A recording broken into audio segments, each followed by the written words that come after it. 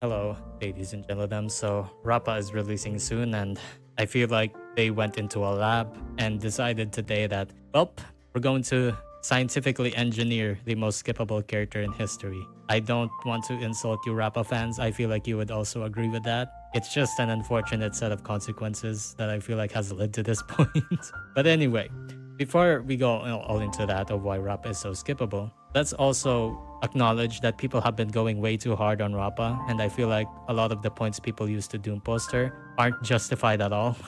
And have been proven to be wrong by multiple content creation showcases and all that. So let's get the truth right, or the truth as how I see it. What's with all the doom posting? Let's start with the first point, and I feel like a lot of people share this sentiment of why Rappa is a doomed character. She's only good at PF and AoE. Now this has been proven multiple times to be wrong. He works well in Memories of Chaos and Apocalyptic Shadow. People have already beaten to death you with, calcs and everything that show that Rappa is not as bad as people say that she is in, outside of AoE content and outside of pure fiction content. Just to throw this too, just because we're at the beginning of this, just because Rappa is worse than Firefly doesn't mean she's automatically bad, because Firefly is so overtuned anyway that being close to Firefly damage, it's in itself should be a compliment than it is an insult to her. So, and to tie into that, whoa, look at the second point. Rappa has bad damage. Again, Rappa's damage is very close to Firefly in single target and in blast. Rappa kind of gets edged out a little because Firefly is faster, but in AoE content, Rappa is an absolute shredder. She doesn't have bad damage, she just has specialization. Each of the super break units have their target preferences. Firefly is great for 3 targets, Bootil is great for single target, and Rappa is great for AoE. So I don't think it should be an insult to Rappa that she has a damage specialization when everybody else does. And lastly, what I feel like is probably the most confusing one is that Rappa has low team variety. He's stuck with Super Break. I feel like that's pretty dumb because we're comparing her to Bootil, who is the most versatile character in the game. Nobody's gonna match him at that. And you have Firefly, who legitimately also has Super Break as one team, and nobody is crying about her. So crying about team variety at this point is just a preference, and it definitely doesn't doom Rappa to be a bad unit, I feel. She could also be used with Bronya just because she's less SP intensive, so she has that over Firefly. There's also points that I don't necessarily think is a good or bad thing, but I feel like people should know. Rappa's LC is very, very strong, and I don't know why I guess they wanted to allocate the pull somewhere, but the action advance on her light cone is very, very strong. I think we've shielded multiplication enough to realize this is a pretty good light cone, and it changes her character in a way that some synergies get cut off. Like I said, Bronya earlier, it messes up her speed tuning if you have this light cone on Rappa and you want to use Bronya with her, which is, I don't know, that's a very weird restriction to put there. But Rappa has a noticeable power jump when she gets her signature compared to Firefly when she gets her signature, because Aeon is a very strong light cone. So I don't know, I can't place this as either good or bad, but I feel like you should know this, that Rappa's signature light cone is a pretty big investment spike for her. I can't really tell you right now if that's a good or a bad thing. Now we're gonna get into the section where I feel like these points are actually justified in skipping Rappa, and unfortunately it's gonna go downhill from here. I wonder if this is gonna be a longer section than reasons of why you should pull Rappa.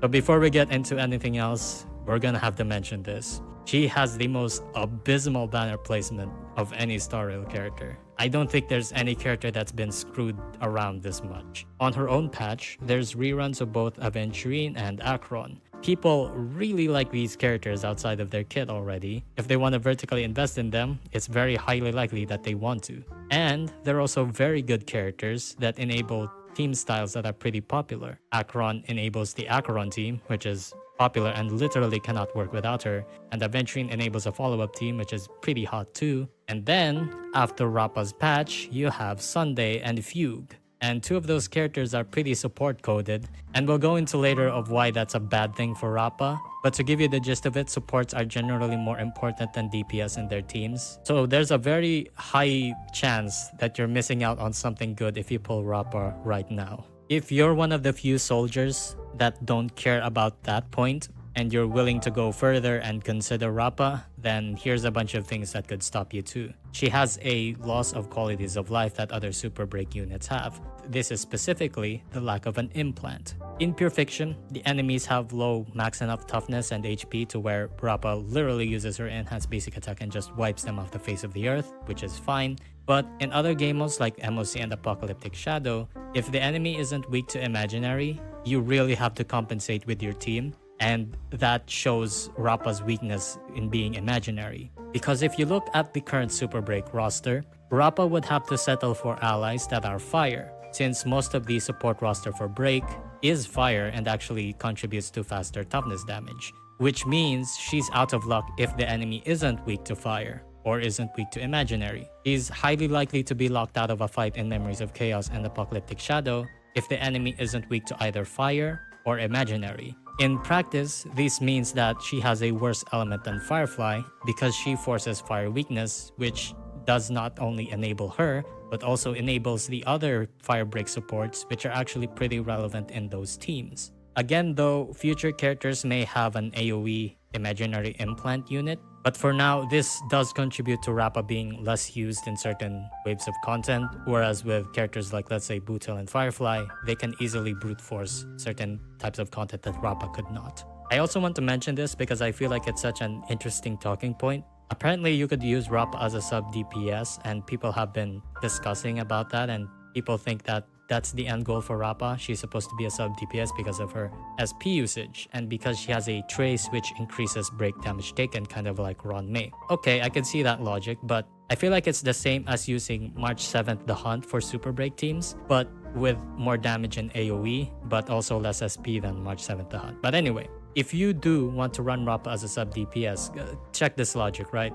What are you running as the main DPS if Rappa is the sub DPS? Are you running Firefly? If you're trying to think of a Firefly team, then there's no way Rappa is replacing Ling Sha. She's not replacing Ron May, and she's definitely replacing Harmony MC in a Rappa sub DPS Firefly team. If you could look at Bootil, it's a lot more possible, I guess, but it's also not gonna be a good thing to match up because Bootil is great at single target but is awful at AoE, and Rappa is the complete opposite. She's great at AoE but at single target starts to suffer. It does work out because you're kind of cancelling out their weaknesses, but still you'd just rather run a support than Rappa in those sub DPS Rappa teams. But again, all of this is assuming that you don't have to consider Sunday or Fugue or Acheron or Aventurine, which is overall the main factor of why Rappa is so skippable. Generally, the more important character to pull for is the character that enables the team and playstyle the most, that has no good substitutes. Supports are that role most of, if not all the time actually.